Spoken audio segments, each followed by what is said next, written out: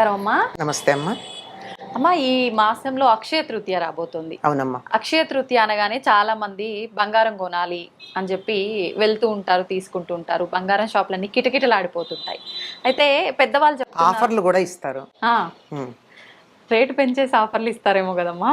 అది మనకి తెలియదు. జనరల్ గా మనం అనుకునే వరకు ఏదైనా డిస్కౌంట్లు ఉన్నాయంటే ఎక్కువ పెట్టి తక్కువకి ఇస్తుంటారు అంటారు కదమ్మా. అంతే కదమ్మా, ఎక్కువ కొంటే కూడా పెంచకపోయినా ఎక్కువ కొంటే టర్న్ ఓవర్ ఉంటుందని కూడా ఇవ్వచ్చు. అంచేత మనం గట్టిగా అనడానికి వీల్లేదు. అంతే అమ్మా. అయితే అమ్మా, మళ్ళీ మరికొంతమంది పెద్దవాళ్ళు ఏం చెప్తున్నారంటే అసలు బంగారం కొనడం కాదు, కొని మనం ఎవరికైనా దానం ఇస్తే మంచిది అని చెప్పి. అసలు నిజంగా ఏం చేయాలమ్మా అక్షయ తృతీయ రోజు? అసలు అక్షయ తృతీయ అన్న పదాన్ని పట్టుకుని, అక్షయం అంటే క్షయం కానిది, అంటే ఏది చేసినా అది అంతులేనంత ఫలితాన్ని ఇస్తుంది అన్న అర్థంలో చెప్తారు. కనుక బంగారం కొంటే అంతు లేకుండా మన ఇంటికి వస్తుంది అని మనం కొద్దిగా లౌకికంగా ఆలోచించి చూస్తున్నాం. కానీ అక్కడ ఒక చిన్న లాజిక్ మర్చిపోయాం. ఏంటమ్మా? బంగారం ఊరికే వస్తుందా మన ఇంటికి? లేదు. ఏం చేస్తే వస్తుంది? డబ్బులు ఖర్చు చేస్తున్నాం. అంటే బంగారం మన ఇంటికి రావడం ఎంత అక్షయమో, మన దగ్గర నుంచి డబ్బు పోవడం కూడా అంతే అక్షయం కదా. ఈ లాజిక్ ఎలా మిస్ అయ్యారు అందరూ? అవును కదా. నిజమమ్మా. మీరు కొని నాకు ఇస్తే నాకు అక్షయంగా వస్తుంది. అవును. కానీ నేను డబ్బు పెట్టుకుంటే నాకెలా వస్తుంది? అంతే కదా. అంచేత ఈ లాజిక్ ఒకటి గుర్తుపెట్టుకోండి. ఏం చేయాలో చేయక్కర్లేదో నేను చెప్పలక్కర్లేదు, మీకు అర్థమైపోతుంది. మొదటిది అసలు అక్షయ తృతీయ అంటే ఏమిటి? అక్షయం, ఈ రోజు ఏం చేసినా ఫలితం అక్షయంగా ఉంటుంది. ఫలితం అక్షయంగా ఉంటుంది అంటే నేను చేసిన పనికి నాకు ఇంత పని చేస్తే అక్షయమైన పుణ్యం వచ్చింది అనుకో, ఇంత పని చేస్తే ఇంతే పుణ్యం వస్తుంది. కానీ అక్షయంగా పుణ్యం, ఈ రోజు కాస్త మంచి పని చేస్తే అక్షయంగా పుణ్యం వస్తుంది. అంటే ఏం చేయాలి? నేను పుణ్యం వచ్చే పనులు చేయాలి. అందుకని ఈనాడు ఏం చేయాలని చెప్తారంటే, ఈనాడు ప్రపాదానం చేయమన్నారు. ప్రప అంటే చలివేంద్రం. చలివేంద్రం అంటే ఉచితంగా అందరికీ మంచినీళ్ళు ఇవ్వడం. ఓకే. పూర్వం చలివేంద్రాలు ఉండేవి కదా, పెద్ద కుండలు పెట్టి ఆ కుండ చుట్టూతా బట్ట చుట్టి నీళ్లు చల్లుతూ ఇలా కాడ ఉన్నటువంటి గట్టి దాంట్లో నీళ్లు తీసి అందరికీ ఉచితంగా నీళ్లు ఇచ్చేటటువంటి పద్ధతి. దాన్ని ప్రప అంటారు సంస్కృతంలో. తెలుగులో మనం చలివేంద్రం అంటాం. నీళ్లు ఉచితంగా ఇచ్చేది. ఇది నేను చేయలేకపోవచ్చమ్మా. నేను పని మానుకుని 4 కుండలు పెట్టుకుని అంతవరకు నేను చేస్తా. 4 కుండలు పెట్టమంటే పెడతా, నీళ్లు పెట్టమంటే పెడతా. కానీ అక్కడే కూర్చుని నీళ్లు పోస్తూ కూర్చోమంటే నేను చేయలేను కదా. అందుకని దానికి ఒక మార్గం ఏం చెప్పారంటే, ఇంతకు ముందే ఒక కుండ కొని 4 రోజులు దాంట్లో నీళ్లు పోసి కడిగి శుభ్రం చేసి, ఎందుకంటే కుండ వెంటనే వాడరు కదా, 4 రోజులు నీళ్లు వాడకూడదు అందులోది. దగ్గు జలుబు చేస్తుంది. 4 రోజుల పాటు కుండలో పట్టినటువంటి నీళ్లు వేరే దానికి వాడుకోవచ్చు. మొక్కలకు పోయడము దానికి వాడాలి, తాగడానికి వాడరు. ఆ తర్వాత కుండ మీద మూకుడు కూడా తీసుకోవాలి, అది కూడా మట్టిదే. తీసుకుని ఈనాడు దాని నిండా నీళ్లు నింపి, వీలైతే సుగంధ ద్రవ్యాలు వేసి, అంటే యాలకు పొడి, కొద్దిగా పటికి బెల్లం, మరి తీపిగా కాదు, ఊరికే. అంటే మనకు అన్ని నీళ్లు రుచిగా ఉండకపోవచ్చు కదా. అంచేత అటువంటివి ఏదైనా సరే సుగంధ ద్రవ్యాలు వేసి, ఇంకా చాలా ఉన్నాయి నీళ్లలో వేసే సుగంధ ద్రవ్యాలు. ఏమేస్తారు? ఇంకా ఒక్క మల్లె పువ్వు వేయండి అమ్మా, నీళ్ళు ఎలా ఉంటాయో మీరు చూడండి. అవునా అమ్మా? ఒక కుండ నీళ్లలో ఒక్క మల్లె పువ్వు వేసి ఆ తర్వాత నీళ్లు తాగండి, వాటి పరిమళం ఎలా ఉంటుందో. ఒట్టివేళ్లు వేయచ్చు, యాలకు పొడి వేయచ్చు, ఇలాంటివి ఉన్నాయి, చాలా ఉన్నాయి. అలాంటి సుగంధ ద్రవ్యాలు మనకు అన్ని ఎక్కడ దొరుకుతాయి? కాస్త ఒక్క యాలక్కాయ కొట్టి అందులో వేస్తే చాలు ఇన్ని కుండెడి నీళ్ళకి. దాన్ని ఒక బ్రాహ్మణుడికి దానమేమన్నారు. ఆ తర్వాత ఎంతమంది కన్నా ఇవ్వచ్చు. మొదలు అక్కడ, ఇప్పుడు మొదటి నమస్కారం తల్లికి చేయమన్నట్టు మొదట ఇచ్చేది అలా ఇచ్చుకోండి అన్నారు. ఆ తర్వాత ఆ రోజు చెప్పుల దానం, తెల్లని వస్త్రాల దానం, గొడుగు దానం చేయాలి. అంటే ఎండాకాలం వస్తుంది కదా, చక్కగా చెప్పులు ఇస్తే ఎవరికన్నా శుభం.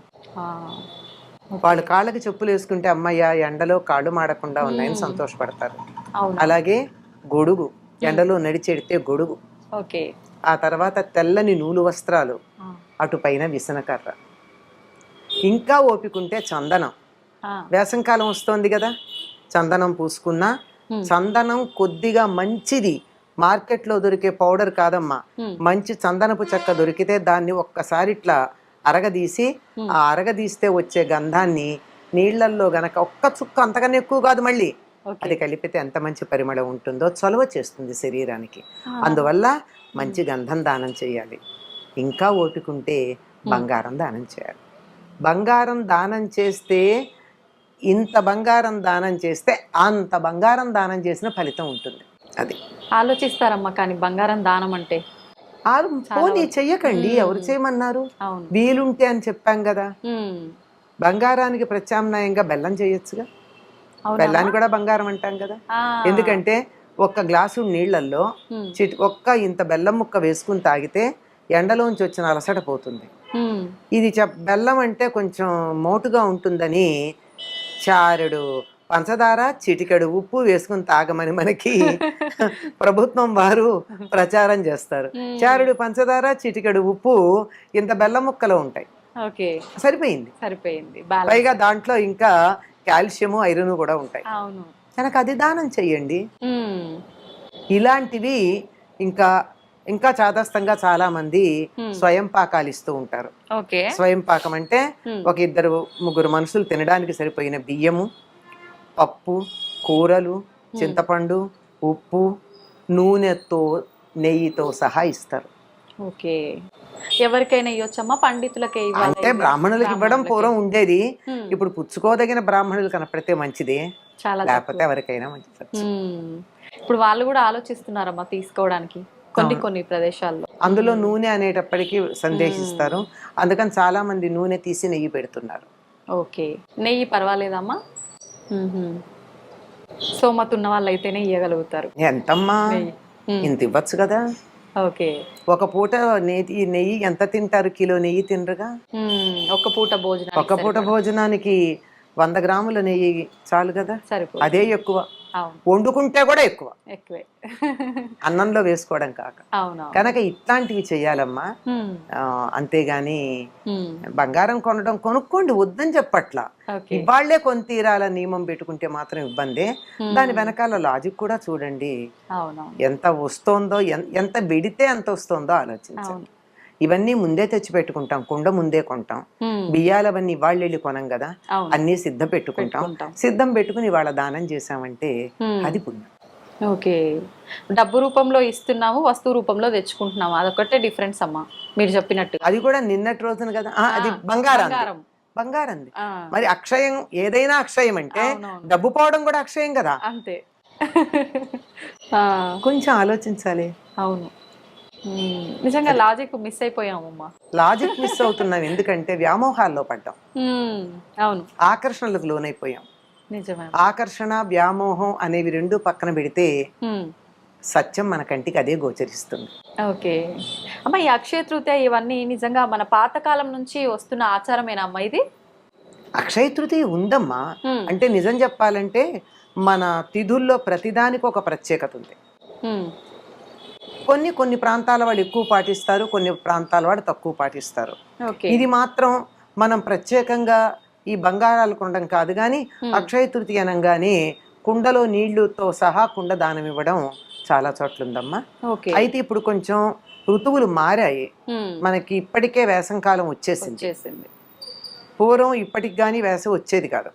ఇప్పుడు బీభత్సంగా ఉంది. అది వేసవి మధ్యలో ఉన్నాం కనుక ఈ ఈ అంటే ఈ చలివేంద్రం పెట్టడం అన్నది ఇప్పటిదాకా ఆగకుండా ఉగాదికి ముందు నుంచే పెడుతున్నాం.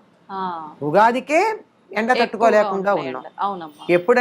ఎప్పుడైతే మనం ఇళ్లలో కూలర్లు ఆన్ చేసుకుంటున్నామో, ఏసీలు ఆన్ చేయడం మొదలు పెట్టామో, అంటే అందరూ కాదమ్మా, కొంతమంది 365 రోజులు వేసుకుంటారు, వాళ్ళ సంగతి కాదు.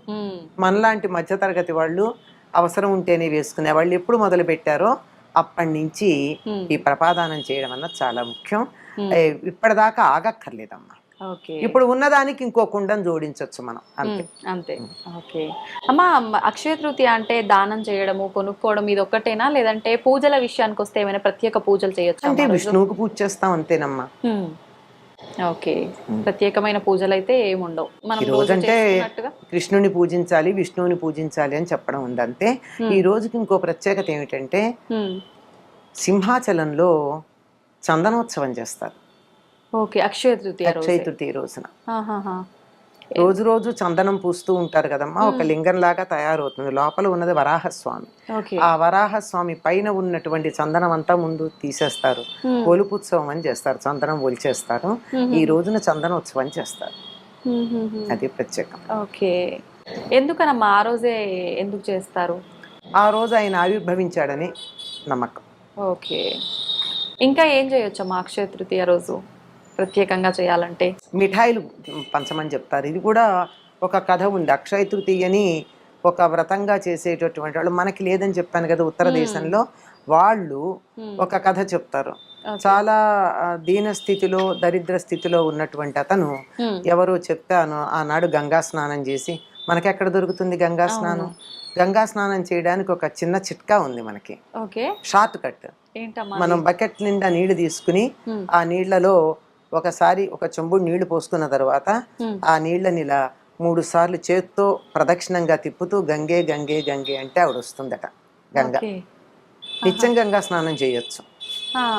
అలా గంగా స్నానం చేసి, మనకు అందుబాటులో ఉన్నది అదే గనక గంగా స్నానం చేసి ఆనాడు మాధవుణ్ణి పూజించి మిఠాయిలు చేసి అందరికీ పంచిపెట్టినందువల్ల చక్రవర్తి ధనవంతుడయ్యాడు అని మనకి ఒక కథ ఉంది.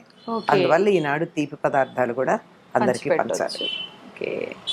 చాలా మంచి విషయాలు తెలియజేశారమ్మా, ధన్యవాదాలు.